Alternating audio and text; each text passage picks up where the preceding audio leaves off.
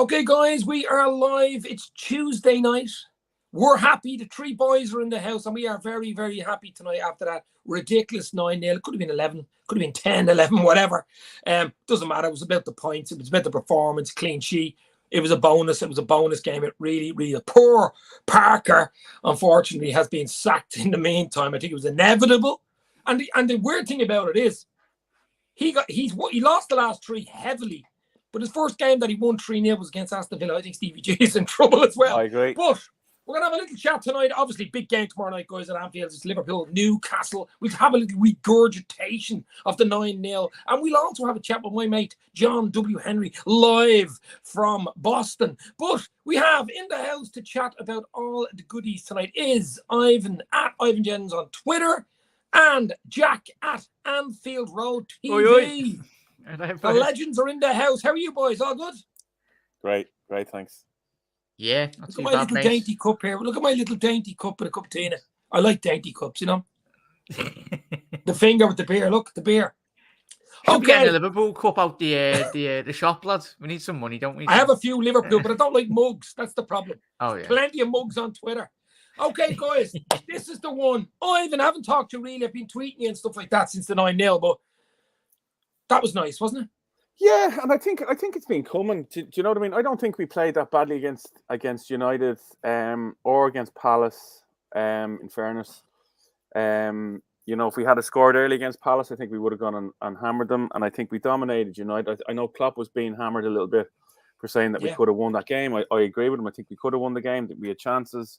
I don't think we deserved to win it overall. No, I don't think we did deserve it, but I think we could have. And I just think somebody was going to get a whopping from us, and it was a perfect fixture for us to have to get the first 3 points on the board, and we looked great. We looked really good. So great to get a start, and it's only 3 games in, so I'm not too worried about the start that we've had.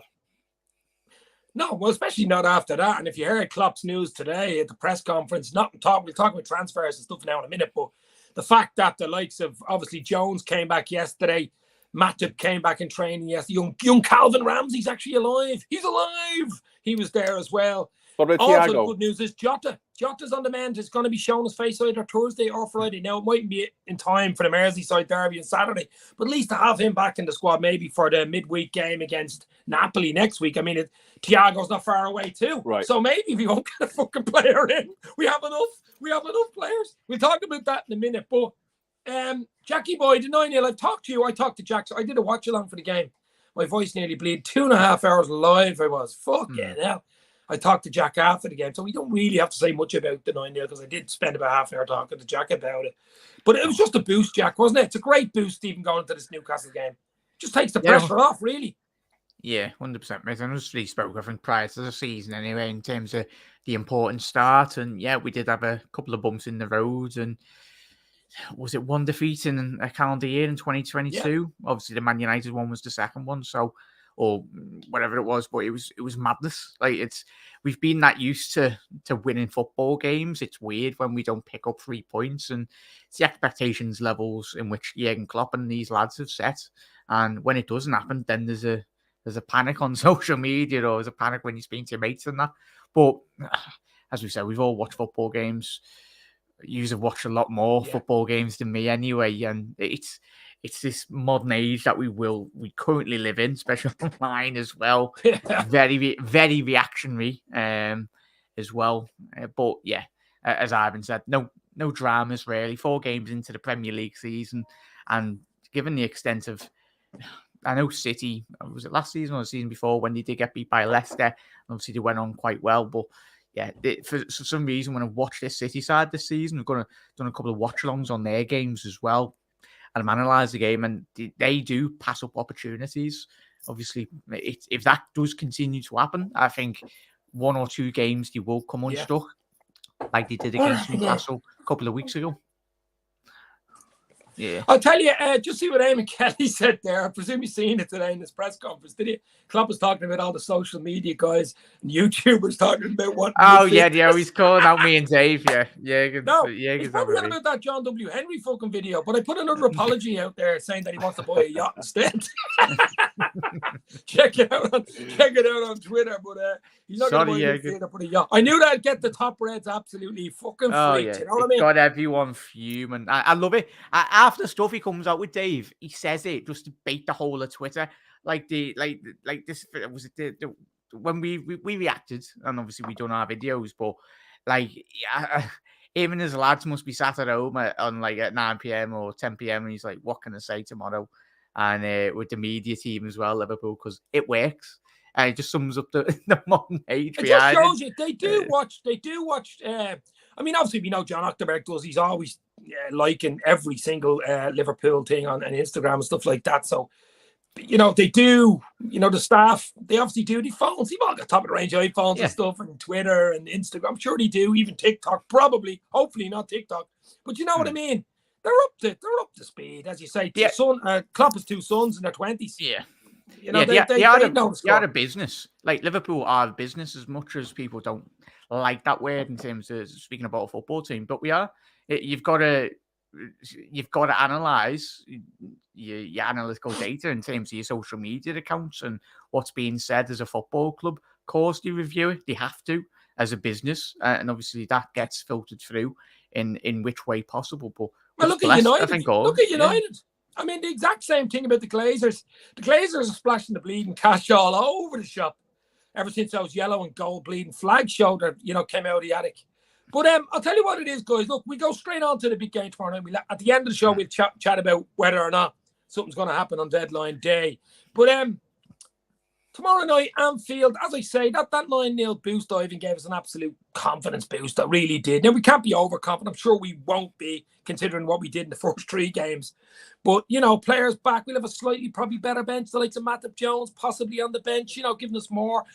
What do you think he does tomorrow night? Does he go the same team? I think he probably does. I think he'd go similar. I think that the one potential change is maybe Carvalho getting a start. I think maybe. I think he'd possibly Elliott. Well, there's a niggle. There's a niggle with Elliott, but I heard he was okay. But maybe it's no use risking anything. No, there's not. And big game coming up, and I think, as you're right, you said a much stronger bench than we've had. Like the World Cup in December is going to talk to a lot of games. Like it's Monday it's Saturday, Wednesday, right the way up to November. So he's not going to risk anybody. And you'd hate us to get back on track and things to go under the bus with a set of injuries. I think we've actually done quite well given the volume and the quality of players that have been out. Like we've had almost the first 11 out. So I'd keep it fairly similar, but I think Carvalho deserves a start after his performances and that goal he scored at the weekend. Oh, fucking hell, yeah.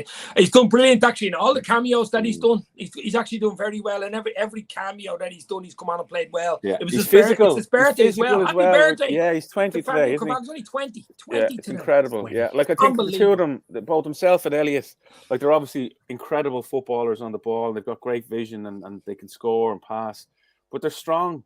Like Elliott's grown a lot in the 2 years or so since he's been with us. And I think Carvalho looks like a tough little nut anyway. Like he's putting her up to people, and even when he's getting fouled, he's having a niggle back at players. So they're well able for it, and it's not like throwing in kids that you might not be able to trust. No. They've both done it. Like the championship is physically tough. They've both done it there. They've proven themselves. So I have no qualms about playing them and having them as part of that first 13, 14 players. They're definitely in that. They're in around that. And I remember when Klopp took Fabio Carvalho, we were talking about him.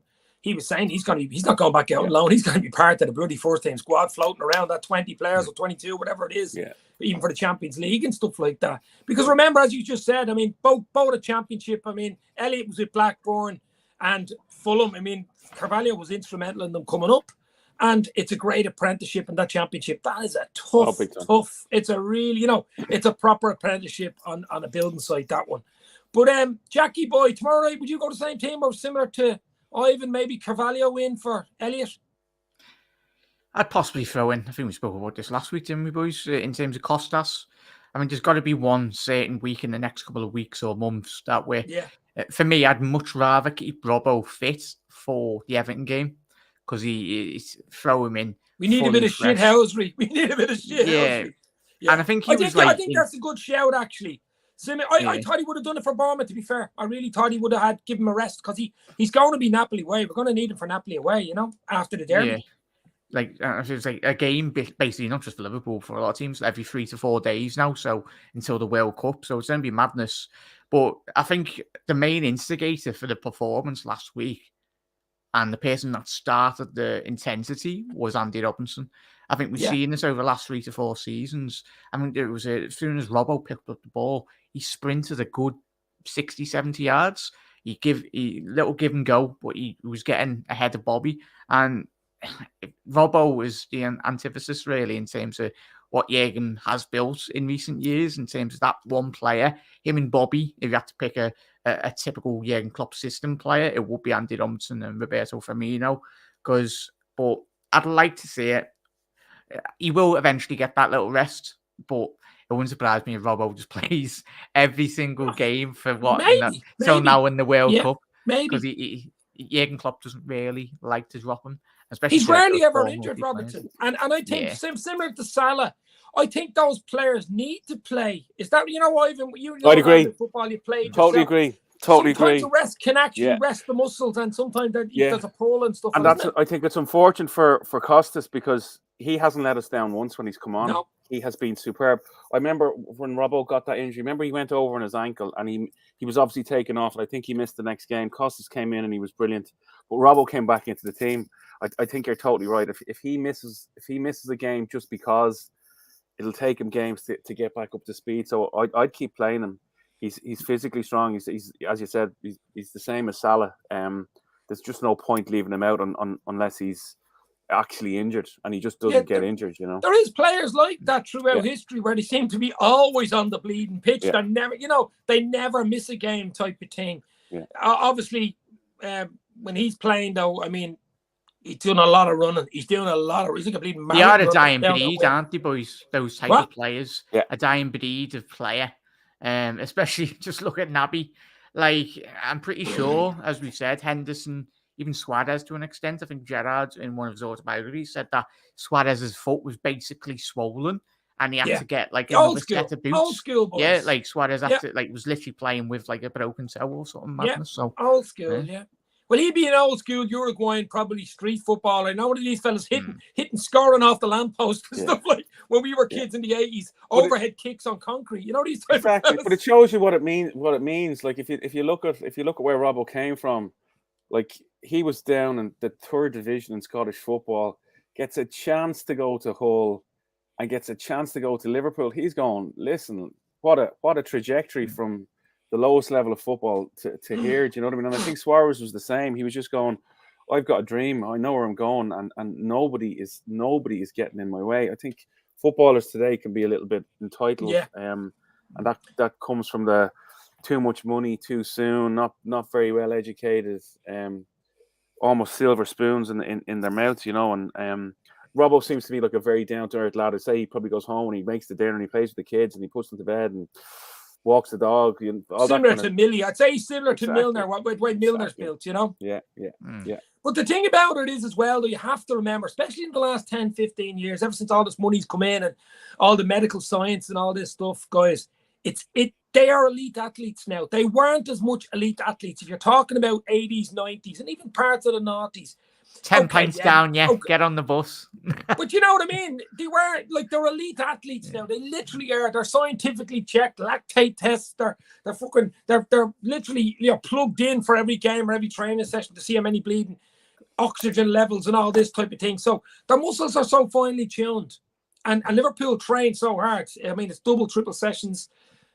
I think that's another reason why we get so many injuries. He literally pushes them. He pushes them to the limit. And it's all about press. That isn't great for your ligaments. That isn't great for your muscles. I mean, Ivan, you've played at a level. You probably even managed. You know what I mean? So totally, yeah. Like it's intense, and you have to. There's players who don't like it, and if you don't like it, you're in a bad place because it is. Yeah. It's 110% intensity, and I think when Klopp first came in, there were lots of injuries because players just weren't used to it, and they're pulling hamstrings and pulling groins and whatever else. But I think once you get up to speed and you're looking after yourself and you're also looking after yourself when you're not playing. So when you come back to pre-season, it's not like you've been on the lash for the 2 months or whatever. You've actually been looking after yourself, and pre-season is really just kind of clicking you back into that way you've been training while you're in season, you know. But it's science now. It's absolutely science. Scotty does not know. Liverpool fans won't give credit to American owners no matter how much success they bring. So ungrateful. Well, you're on the wrong channel here because we usually do give bloody, you know, I know a lot of... Dave's got like 5 years of content of glowing reports on FSG. So, yeah. I'm a top red with the FSG boys. I'm an FSG in boy. Listen, I think they've done a really good job. I mean, we could be in a way worse place. We could have Glazers as owners. Okay, they're splashing the cash and stuff. But realistically, I mean, they're not looking at the foundation of the club. They're not looking at the long-term longevity of the club. We have the best manager in the world in the job. He's there for another 4 years. The new Annie Road stand there next year. The ground is unrecognisable for what it was 10, 15 years ago, Jack. And looking around the ground, and the training ground, are you joking me? No, incredible.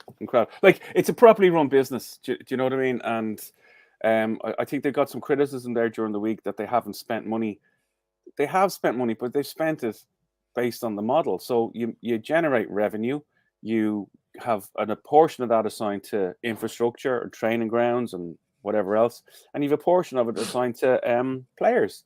And the objective at the end of the year is to make money, to be successful, and not put the business at risk. And they've been incredible at doing it. Now it's a high risk, high intensity, you know. It's a high risk, high reward type absolutely. of thing. Of course, yeah. Klopp mentioned it today. Sometime he actually did mention it. He's been saying a few things in the last 2 weeks that I've never heard him say, guys. Like mentioning, like I don't. We all know he doesn't sign the checks. Of course, he doesn't sign the checks. But you would think him being the main man there would say if he likes a player, he puts it in. Say, listen, I'm interested in him. Can we get him? Doesn't mean you're going to get him, but you know what I'm saying. Even it's something else he said today about sometimes it's worth risking. You know, that type of thing. Risking for a player, I presume he meant. But tomorrow night, guys, we'll have a little chat before Jack goes because he has to go in a few minutes. But I want to get his take on the deadline day. He's probably going live for it anyway. But tomorrow night, so obviously Liverpool, we sort of have to go pretty much similar, maybe 1 or 2 changes because we still have injuries and most of the players won't be back for tomorrow night. But I think we'll be good enough. And Newcastle, they have a few injuries. I think Wilson has a hamstring. And I think Maxim has a major doubt. Bruno's out by the looks of it as well. Yeah. Kraft is out, obviously their fullback. And Alan, as you said, Alan St. Maximin potentially with a hamstring. I was doing a watch along for that game, and as soon as he scored that goal, he was wincing with his hammy. So yeah, there's a couple of more or less there, like 3 or 4 of their top players are out. But as I said, Liverpool have got no better time to really play this Newcastle side than the week we do find ourselves in. But look, and also Isaac, is that his name? The new signing, the big signing from Spain. He looks decent. He'll probably make his debut tomorrow night. The big forward. But look, I just think we do our job tomorrow night, guys. We should be too good for Newcastle. Yeah, I think Newcastle, regardless, will come out and play. Like they have players, so that suits us down to the ground. Yeah. It's the usual story for us. It's the flat back fives or the low press or whatever you want to call it that's been causing us problems. And when we don't get an early goal against that type of system, we've struggled so far this season. But Newcastle will come and play. There's no two ways about that. Jack, as he said, I mean, the best thing is they will come with us. They'll play a bit of football. They leave gaps at the back. They won't sit back, although that didn't work for Bournemouth, to be honest. The quality was just so low. I think what killed Bournemouth was 2 quick fire goals. Within 5 minutes, I think 36 seconds, they were 2-0 down. They didn't even know what day it was. But Liverpool's press from the very, very start, I did the watch along for that. Yeah. The very start of that ball, as soon as they touched the ball, you know, the crowd were up. It was a lovely sunny day. The pitch was like a bloody billiard table. We knew it was a bit of pressure. There was pressure on that game. We needed it. We were expected to beat them. We hadn't been good, hadn't got a win up till then. The intensity. They must have read Pep Linder's book. They definitely read it in bed the night before. They must have read it to their kids, the bleeding chapter out of the intensity book, because the intensity was back. And it's got to be the same against Newcastle again. Start quick, get an early goal, and it just takes off from there. Jack? Yeah. Well, when we won the league, we know what it means and what is needed to win the league. City have done that for the 4 out of the last 5 seasons. The consistent levels they've shown, same with Liverpool. But if you want to win the league, you've got to be in your low moments and your high moments. You've got to be at it 100%. And by all accounts, there was a lot of public stuff cancelled by Liverpool in terms of, obviously, there was the Pep Linders signing that was cancelled, and I know quite a lot of stuff that was cancelled behind as well. So everyone was in house. Everyone got a right telling off by the sounds of it. If you want to listen to everything, so Jurgen, every aspect of Liverpool, and quite rightly, because yes, it was 3 games in, but for the level and expectations of what Jurgen Klopp and these players, most importantly, have set from Liverpool over the last 3-4 seasons, we know what you're going to get with City, and we've got to be up there as well. We can be up there. We nearly done the bloody quadruple last season. We're within the space of like 180 minutes away from doing what no other team in English football has ever done. It would have been unprecedented, and the Arsenal wouldn't have had any. We've got the unbeatables, mate. We would have had all 4 Invincibles. Yeah, invincibles or whatnot. But yeah, there's going to be bumps in the road this season, as I said, mate. But the level and expectations, and even as we said, it was the players know exactly what they're doing, and Jurgen and these players will not be listening to the noise that's being generated outside the ground or outside the stadium as well. They'll listen to the away fans singing the bloody hearts out every week, and obviously the fans around the world, and they've got all of our backing, and whatever will be. And if a player comes in, sounds. If he doesn't, not the end of the world anyway, because it's going to be a massive surgery next season. But this squad is still very capable. Still, as much as that annoys people that think that we're not going to be up there, we've got one of the greatest managers, especially in my lifetime, at Liverpool Football Club. It was only a couple of years ago. One of the greatest in my lifetime too. Yeah, but especially my age, people just starting supporting Liverpool in the last 5 to 6 years. You don't know how bad it was. Like we had Roy, we had even the times under Rodgers. You'd be listening to his press conferences, going, "What are you saying?" Like Rodgers, especially the back end. He's a wonderful player. He was an absolutely beautiful human. Rodgers was a character. Yeah, great character. We do. like some of the tripe he used to come out with. Human Rodgers. being. Yeah. Don't get me started, Rodgers. I'll go on a whole hour then. Fuck's sake. Do you know what? Just before you have to go now, so I just want to get your take, and then I'll continue on talking to Ivan. What's your take, Jack? Obviously, you think we'll beat them tomorrow night. I'm going to go 2-0 again. I think we'll beat them, but we need to get that intensity and stuff. But the transfer window, 48 hours plus, I think it's 11 p.m. Thursday night. It slams shut.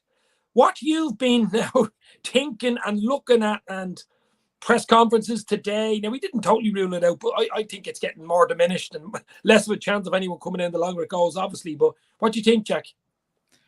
Yeah, I feel we won't sign anyone. And as I said, if Liverpool wants to get a player in, we usually do our business very early on in the season. Yeah. Obviously, when we brought Canate in, when we brought, obviously, other players under Jurgen Klopp as well. But, mate, yeah, we've been doing YouTube for how long, Dave? 3, 4, 5 years? And it's the same story. Anyway. Same story every single window. There's an outcry of transfers as well. And we've all probably been on record, quite rightly. We would like a midfielder. Will we get one? Probably not. But we're not going to cry our eyes out if we don't. Exactly. Then we move on, and we've got this amazing world-class team that is still able to compete at the highest level. No, absolutely, Jack. It's been brilliant. You have to rock and roll. Are you live now? Half past, yeah. I don't do it. Check out Jack. He's doing a watch along for the Leeds Everton game? Yeah. Come on, the Leeds. Come on, Leeds. Jack's nice live Leeds Everton game. Check it out on the Anfield Road TV. Thanks, Jack. We'll talk to you soon. Later, boys. Have a good night, mate. See you, Jackie boy. Right, Ivan. So tomorrow night, obviously, you're going for the win. Liverpool, Newcastle. Yeah. Won't be easy. Won't be as easy as Liverpool. Of course it won't. But I still think we're too good. We are too good, and if they come out and play, we should pick them off. If we do anything like we did at the weekend, I think we'll be all right. So before we go, for the last 6-7 minutes, we'll have a little chat about the dreaded transfer window. I don't know whether you've seen Klopp's presser today, and he was asked about, obviously, the good news, bits of good news coming out. Obviously, Matip yesterday, great to see him back in training. Curtis Jones, young Calvin Ramsey. It is true. He did sign for us. He's there. He'll give Trent a little bit of backup as well, just in case. Maybe last 15, take Trent off. You can rest him. Bring on Calvin. You know, that type of thing. With the 5 sub rule, so it'll help. And other news today, Jota's back in training at the end of the week, which I think that's huge for us. We imagine even having him on the bench. He'll be eased back into it. Big time. And Thiago's not far away, possibly sometime next week. Now, his interview was a weird one today. He wasn't ruling out a signing, and he certainly wasn't ruling in a signing. I know he can't say yes or no anyway, but usually Klopp would say no. He's that type of fella who say, no, we're happy with what we got. Close the window, you know, that type of way. But he didn't do that today. The way I think it's going to go is what going into the season when we were looking really good and we had no injuries. I felt that he was going to stick with the midfield that he had, and there's obviously an agreement that Bellingham is coming in at some point. It's a question of when, and I think that if things were going well, he would leave Bellingham till the summer. If things weren't going well, he might pull the card and bring Bellingham in January. And I think if we're going to sign somebody, it's not going to be a 40 million type or a 50 million type similar to Bellingham. I think it's going to be maybe a championship player or somebody else in the Premiership. You mean your man Sanderberg or somebody like Sheffield United, someone like that? So I think it's going to be somebody like that. I don't think it's going to be a big name because they're going to say to him, listen, buddy, you can spend 30 million, 40 million now, but then, you know, we kind of might need to reconsider Bellingham then. And I think he really wants him. So if we are getting somebody, I think it's going to be somebody just to complement the midfield. It's not going to be a big signing. It won't be 30, 40, 50 million. It just won't. They don't do business like that. There's an interesting one, and I think RB Leipzig, I've done a few videos on it. Conrad Lemire, his name is. I was checking him out there when you He's an Austrian international. And the thing about him is, though, and I was just thinking of this as an idea. I know you're getting him one to lose, one doesn't make sense. But I was thinking, RB Leipzig is Naby Keita's old team. And I was thinking, okay, what would be the chances of Naby going back to RB Leipzig and us bringing in a fresh player, different player, you know, similar to Naby? But how much for him? What value has he got? He's a low value because he only has a year in his contract like Naby. Right. He's about only a year left. So that's what I'm trying to work it out. What is 20, 25 max. He's really, yeah. Yeah. I don't know. See, I still think that I think Naby still has something to prove. I know he's had buckets and buckets of injuries. He's only I can't see it. Ivan. Yeah, I know. A year left. I know. I can't see it. I think it's going to be. A much smaller player, different player, cheaper player. The one thing that I do think though, and I thought it was interesting at the weekend, and I think we had said it, or I had said it at the start of the season, with Ramsey coming in. Look how far forward Trent was playing at the weekend. I genuinely think he could move into a midfield type position, as you know. I've said this a few, and actually got lambasted for it now. Lambasted. Genuinely think it could happen. As you said, you do need. Your man Ramsey is potentially very, very good, but he will need a year or two. You know, what I mean, totally, he's only 19. Totally. I know you're saying maybe in the next season or two. You're not on about this season. No, I don't think so. But the other thing, like the owners are gonna, as you said, it's all science and data now. The owners will go in every month, or whomever the main man is, will go in, look at the stats. Who have we got? Who's due back? When are they back? Do we need to buy? Bump. I just can't. I'd love to see us bring Bellingham in now. Absolutely, of course I would. I can't. Is it going to happen? Cannot see it. Don't think so. No. And you've Real Madrid sniffing around next year as well. That's not a done deal. You know what I mean? It depends on what we do. We could be European champions going into that deal. You never know. Yeah. The problem there deals are already done in the background. I think it's done. The problem with me is what is this kid like, right? So is he willing to come into Liverpool on maybe 120 grand a week, or does he want to go to Madrid for 300 or 400 grand a week? And that's the test of character that Klopp will play. I think he's on a big wage at Dortmund, actually. I don't think he is. Is he? Yeah, really? I think he signed it. He signed them last year, was it? Bayern were interested in him. Right. I think he signed an extension. Oh no, he didn't. Did he sign an extension? But he's on decent money at Dortmund, yeah. The only thing I'd say about him and the other players who have left England and gone to Germany, to me that speaks of somebody who's very mature. Sancho, you know what I mean? They can see that they can do it in England. They think it'd be better to get out of the spotlight for a year or two, improve themselves, maybe learn a new language, learn a different way of playing football, and then come back. I think that speaks to somebody who's very mature, and that's why I think Bellingham would be a great player. But if he starts coming in looking for 300 grand a week, say yeah. See, it's not only him. You have your entourage around you and you're bleeding. You have your family, friends, so-called best friends, and agents in your ear. Yeah. You've all 14, 15 people speaking to you. If it's not just, I know ultimately the person, it's himself, but most of these players do get swayed by their age. They do. Or else parents or stuff like that. He's only a kid. He's only 19. You know what I mean? But like Klopp is ruthless in those conversations. If you don't hit the criteria, it's gone. Over. But the thing about it is, and he's right, we're built up to such a level now, especially in the last 3-4 years, that we only want players that want to play for Liverpool. Yeah. Let's be real here. We don't want players coming for 300 grand a week, like going to United. They're only going there for the wages. They're not really going to win trophies, especially not this season. So they're going there for the wages. They look at Casemiro. You know what I mean?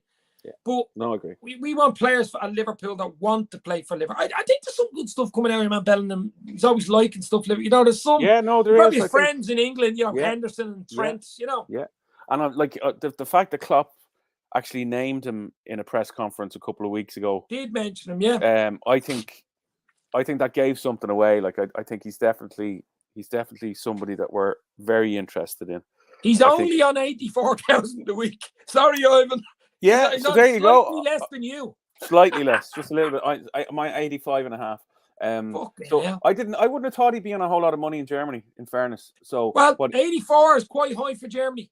But we'll offer him 120. The problem is if Madrid go, he'd get up to towards 150, I'd say, at Liverpool. If it was a big deal like that. If Madrid are offering 300, is he going to go, do I want the money and Madrid, or am I happy to go to Liverpool on half that? No, he could get up to 200 after 6 months if he's doing the business for us, you know? Yeah, I think Eamon Kelly's a good point here. Panic boys are not our style. I think we are waiting for our injury situation to resolve. We talked about this last week. Yeah. This is exactly what we talked about. Liverpool, it's not just Klopp. It's not just Peter Crouch. It's not just Pep Linders or John Octoberg or any of those guys, or Julian Edwards or any of the European, fellows or any of these, top scouts and stuff. There's a big group, maybe 20, 30 people looking at it going, right, these players are due back. The medical science guy, he's due back next week. We knew, he would have known last week. Chelsea probably had a good chance to come back this week. You had Matthew coming back. You have fucking Curtis Jones, you coming back. You have Calvin Ramsey coming back. You have Thiago around the corner. You've Nunez coming back from suspension. Who? You've Nunez the weekend back from suspension as well. Plus, you Bobby, like a renewed Bobby there scoring his 2 goals, literally like a new fucking player. That'd be FSG's sign. There's your new forward, Bobby. But I mean, like, look, I still think because our age profile, and I said it with you, and I said it with Keith at the start of the season, even last year. We did miss 2 or 3 windows. We missed the trick in 2 or 3 windows where we didn't spend. And even Klopp said it today. The year we won the league, we nicky little bits. It was tacky, nicky little bits of crap came in. No big player, like a Ferguson would do or a Mourinho would have done. But the problem is your age profile doesn't sit still. It keeps going up. Yeah. Your age profile goes up. I totally agree. And therefore, you have to renew, I think. You have to renew. And the midfield at the moment, we're saying, it's packed. It's packed with older players and injury-prone players. Yeah. That's not the same as having 6 or 7 players that are always fit. Yeah. So I think we could do with a midfielder in there. I'm not saying a Jude Bellingham. That's hopefully next year. But someone like a Lemire, maybe even a Sanderberg, what you're talking about. But just someone in there. Yeah. That's why I'm surprised he let Tyler Morton go out and loan to Blackburn. Yeah. And I think that the age profile thing is important. I think Carvalho and Elliott, if you consider them as midfielders, obviously bring that down quite a bit. If you're thinking about Carvalho and Elliott, if you're thinking about Bellingham coming in next year, that brings it down again. Like, if you're looking at the positions and who you actually really need to change, I still think we've got a couple of years in Fabinho, given the position that he plays and how well he looks after himself, right? So he's probably there for maybe 2 or 3 years. We obviously need to find somebody to replace him. It's kind of Thiago, Henderson, Keita, who play left and right. they're the positions that we need to fill with the youth, and we've got Carvalho and Elias, Bellingham coming in there again. If Trent pushes forward a little bit with Ramsey going to fullback, that obviously reduces. I know he's getting a bit older, but it's overall he's much younger than the Milners and Hendos and Keitas and Thiagos, you know. So yeah, no, there'll be change. There'll definitely be change, you know. And that has to happen. Similar to the front line with Mane heading off. Diaz and Nunes with Sadio going the other way. Origi, Taki. Yeah, but it's all about rejuvenation and cycles. And I did say, I think it was Operation Frontline.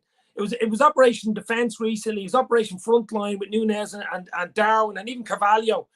But Operation Midfield, I thought a little jigsaw might have come in, and then the big Operation Midfield will take place in the next 2 windows. You know what I mean? Yeah. But no, I thought he would be. I thought he'd stick with what he has at least till Christmas, because he was happy with that kind of finishing off with the season. I think they were really good. They were tired, but then I think coming back into pre-season, I thought we looked really good in pre-season. Now we obviously didn't get the ideal start that we would have wanted, and then the injuries come in, and you know we were a bit flat. But I think Saturday's done a lot for us. Huge. If we can keep that momentum going, and I think if we can bring in somebody who's competent and you know somebody who's hungry. Well, he'll have to tick all the boxes, or he won't even look at him. I mean, they're diligent as absolutely. I mean, they've rarely put a foot wrong. 1 in 10, maybe they make a slight mistake with, and usually they're shipped out within a year. So, you know, they're highly competent. They know what they're doing. And as you say, if the right player does not become available, if the right player, and they don't want to, you know, risk it, they won't. No. They'll just stick with what they've got, and they'll take the crap online and stuff. You know, they'll take all that. Listen, I think the stuff online. I think Klopp is brilliant. I think he's obviously he's the same age as myself or yourself. He's reading it, going. Whereas the players are seeing maybe some of the comments, and because they're a little bit younger or maybe a little bit experienced, they're taking it a little bit personally. Klopp is looking at this, going, "What the fuck, lads? Keep it coming." He's eating it. He's fucking chomping it down. Has absolutely no impact on him whatsoever, other than I'd say giving him a good laugh every morning when he wakes up. You know. What was your thoughts just before we go? So the question is, the next 24 hours, 48 hours. Simple question: do you think we bring someone in? Yes or no? Yes. You do? Yeah. Okay. And the other question is, you don't do scorelines, do you? You're not really a scoreline boy, or you do? For tomorrow? Tomorrow. Yeah, I go 3-1 tomorrow. I was going to say 2-1 or 3-1. Yeah. I'd like Salah to go. I don't know how. I'd love Salah to get a goal. He's a great record against Newcastle. To be fair, he's a great record against Bournemouth. He's a great record against fucking everybody, doesn't he? Yeah. He is Mo Salah. Yeah. But it was odd him not scoring the weekend. All right. I know, and it looked. I thought 10 there would have been like, you know. Jeez, 9 was the equal in the record. 10 would have been the record. But Diaz, I thought Diaz came into himself in the last few games. I think Diaz is. So he's top goal scorer, at the weekend, Dave. Right? They were Jota goals all over. Yeah, Jota goals. Headers. Yeah, absolutely incredible. Incredible. The first header was unreal. Well, but the second one, to get across the defender from the corner and just glance it in. It reminded me of Jota straight away, and to see what he can become now. If he keeps scoring regularly, like if he gets 20 goals this season, man, we have a player on our hands there, because he can do everything. He's proven there at the weekend. They're not the kind of goals that you would have traditionally put him in with. He's always that kind of coming inside and having a shot, or you know, something over the top. So every week he's becoming a more important player for us.